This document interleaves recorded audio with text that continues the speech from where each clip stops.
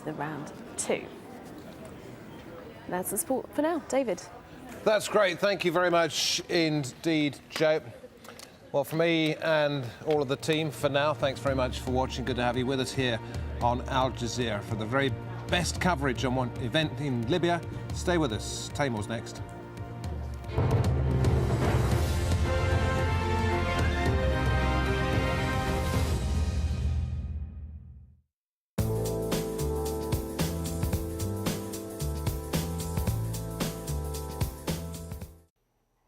Welcome back. In India, we are seeing some rainy conditions down to the south, but not as rainy as they were in the beginning of the week. We saw some heavy showers down to the south, but those are now beginning to push down to the southwest. Still some clouds, though, anywhere up from up to Nagpur, up to also to Calcutta. That will stay in the forecast, but that's just some clouds. That's not going to bring any rain showers with it. Colombo, Sri Lanka, looking very nice over the next couple of days. But where we are going to be seeing a lot of rain is towards Mozambique, especially to the northern parts of Mozambique. Very heavy rain showers are going to be a problem.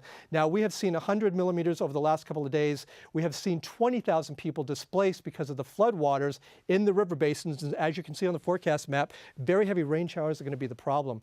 A little bit further to the south, also some rain showers for Johannesburg as well as Durban. Cape Town not looking too bad at 28 degrees for them, but still very rainy over towards Madagascar, where they have seen quite a bit of rain from their last cyclone. Over towards the Arabian Peninsula, warmer temperatures. Look at this. Doha is going to be expecting 28 degrees. Riyadh at 32 degrees, and those temperatures are only going to be going up as we go into the next couple of days. Baghdad, though, 28 degrees in their forecast. Very warm temperatures coming up from the south. Normally 20 degrees for them.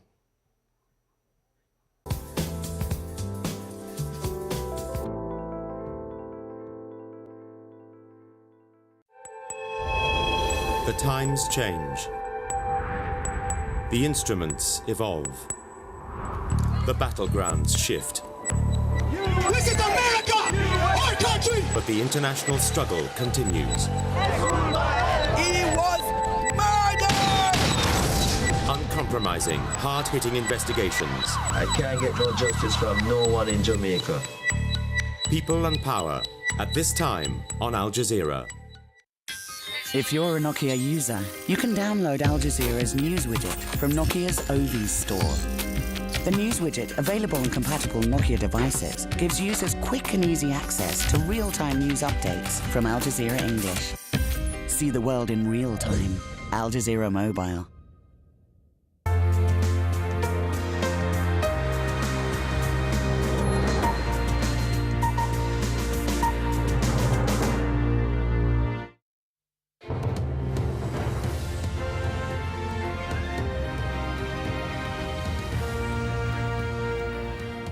Hello, I'm Taimur Nabili. You're watching Al Jazeera live from Doha. A reminder of the main developments in Libya's uprising.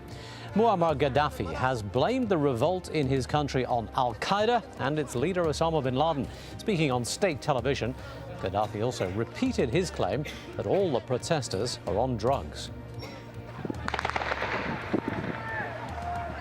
Meanwhile, witnesses have told Al Jazeera that at least 100 people have been killed in the western town of Zawiya. That's just 50 kilometers from Tripoli. And former allies are continuing to abandon the Libyan leader. The latest one is one of his cousins and closest aides, Ahmed Gaddaf al-Dam, who has now fled to Cairo. Now, the events in Libya have been moving rapidly throughout the day. In the east, we've had reports of fresh fighting with pro-Gaddafi forces clashing with anti-government protesters in the coastal town of Misurata. Witnesses there say there's a heavy security presence in that town now. It's about 120 kilometers east of the capital, Tripoli. And as we've said, there's been heavy fighting in Az-Zawiya, just 50 kilometers west of the capital. On one side, forces loyal to Muammar Gaddafi. On the other, the anti-government protesters. Lawrence Lee has this report. The latest town to experience heavy fighting isn't very far from Tripoli. And that perhaps explains why protesters from Az-Zawiya have told Al Jazeera that the army came to the town and opened fire on them with heavy artillery. Their hunting rifles no match. Witnesses said at least 100 were killed, and they expected the army to return after dark. We asked them to stop all their fires, but they didn't reply. The shooting was direct to the people. They shot the people in the head and in the chest. Direct so they were trying to kill the people, not terrifying them. If that's one version of events, the other came from Gaddafi himself. He turned up by telephone on Libyan television with a message to Azawiyah. He said the town had been infiltrated by Al-Qaeda, Bin Laden, drugs and madness. Why did Al-Zawiyah get involved in these issues like the Bin Laden related matters? They have been brainwashing the kids and the young people of that area, teaching them how to misbehave.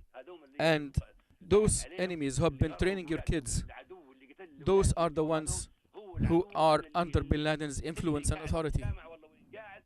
The Gaddafis are certainly not short of opinions on what's happening in their country. While his father was blaming Al-Qaeda and drugs for the revolts, Saif al-Islam Gaddafi once again accusing the outside media of invention and lies. We have to understand that the conspiracy against us is not coming from Libyans. It is coming from our Arab brothers. They have used their media to spread lies and deception. Tomorrow, all media is coming and they will film everything. There is also an investigation committee, which includes foreigners. You will discover that we were deceived. You will find that this was the biggest lie to Libyans in our history. As well as all these observations from the Gaddafis, Libyan TV has been showing other pictures aimed at putting the fear into the opposition. It isn't clear whether these men are alive or dead, though at least one is still moving. There was a message as well: give all your weapons in and we won't harm you. It's unlikely to be believed by the protesters. It's hardly surprising the government wants the opposition to agree to a weapons amnesty. These images from Misrata in the west, said to be the scene of new fighting after falling to the opposition, suggest the uprising has as many heavy weapons as the army. During his latest address, Gaddafi offered the opinion that Libya's tribal leaders, some of whom have been meeting in Al-Baida, should be taking more responsibility for local government and controlling their young people, though here they said they were more interested in the United Nations coming to save them. Gaddafi said he himself had become more of a symbolic leader of Libya. As the proverb says, you carry a leaking bag full of water, it will make your backside wet. And that is your responsibility. It's none of my concern anymore. This was an address different in tone and content to his speech of Tuesday night. Wishful thinkers might hope it sounded almost valedictory. Or perhaps in arguing that he isn't really leader and therefore isn't in charge, it was simply a denial of responsibility. Peace be on Al-Zawiyah and its people. Lawrence Lee, Al Jazeera.